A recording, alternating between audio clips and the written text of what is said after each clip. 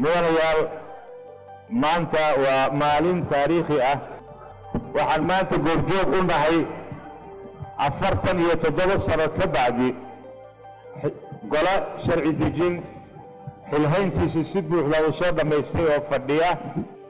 These women are about to make history. They are among 80 Somali women who took an oath of office as elected members of parliament. The increase in the numbers of women representatives was the result of an epic 2-year campaign waged by Somali women activists supported by the youth, progressive clan elders and religious leaders, and a united international community led by the United Nations. And without the international community, I was very believing we will not succeed at the 25% we have today. Sadradet waxay noo abuurtay xafiiska UN Dumarka xafiiskaas runtii waxaan ka helnay kalsooni badan. To succeed, the women first had to persuade the political leaders of Somalia to accept the importance of their cause. They raised their voices at the consultative forums held around the country, calling for affirmative action for women in the electoral process. They carried their message to the summit of national and state leaders. This participatory process had as a result the Mogadishu Declaration adopted on 16 December 2015. من عاصمة من وزارة من عيدان إن الملك سكولنا هاي بقول كيف صوت. With this objective in mind, women canvassed members of the National Leadership Forum, an ad hoc decision-making body of Somalia's state and federal leadership. أنا قرنت بقول كي صد واشيغنا لكن ما تستور كم قرن. مركل الشيء وحلا قبله بقول كي بصدر إليهن لكن تستور كم قرن. حارنا أنا أفكارنا مركه. يا مروقين يا أودين يا أنا جو إسهايسنو أنا ركّاس وحنا كسر أحسن. The canvassing worked.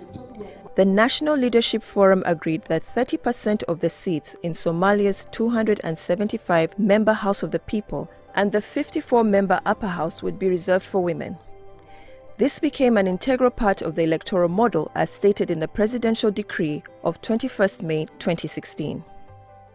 Somalia's leaders went even further by issuing a communique urging traditional elders and the electoral colleges to ensure that the 30% of the elected officials to the House of the People and the Upper House were women. The traditional leaders and the religious leaders were against it, but that didn't stop Somali women. What we need is, to work on unity for women. And also what we need is, to provide empowerment programs to women, particularly the parliamentarians. The women realized that more work was needed to clinch the deal. They persuaded the then President Hassan Sheikh Mahmoud to set up a committee of goodwill ambassadors. The goodwill ambassadors took one simple message to the towns and villages across Somalia. Their message was that throughout the war years, it was the women of Somalia who were the breadwinners and heads of households. They held the nation together when the warlords were pulling society apart. They had earned a right to be a part of the national political decision-making process. These arguments resonated with many. Throughout the voting period, the United Nations Assistance Mission in Somalia worked closely with the African Union Mission in Somalia to ensure the safety of the women leaders, candidates and advocates during the process. We have received 25%. Our expectation was 30%. But compared to 2012, the rate we have received now shows very positive. And that means, the embarrassment for the women in the future for Somali politics will be very positive. The fact that women now make up almost 1/4 of the parliament is a truly remarkable achievement. It is a victory that should also serve as a stepping stone to other positive changes to advance women's political equality and the empowerment in Somalia.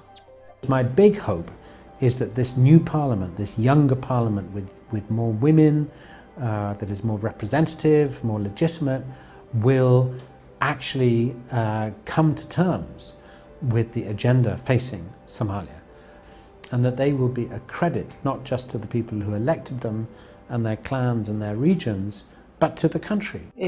waxaa aad iyo aad noola shaqeeyay wakiilka UN-ka u qaabilsan Soomaaliya Michael Keating sidoo kale xafiiska gender office-ka u qaabilsan UN-ka UNDP-da xafiiska u qaabilsan doorashooyinka UN-ka doorashooyinka madaxa bannaan dadkaas oo dhan iyo qaybahaas oo dhan waxay aad iyo aad noogu geesinimo geliyeen in aan gaarno maanta meesha aan gaarnay oo aan taariikhda Soomaaliya hore uga dhicin dawlado badan oo horumar gaareen aysan gaarin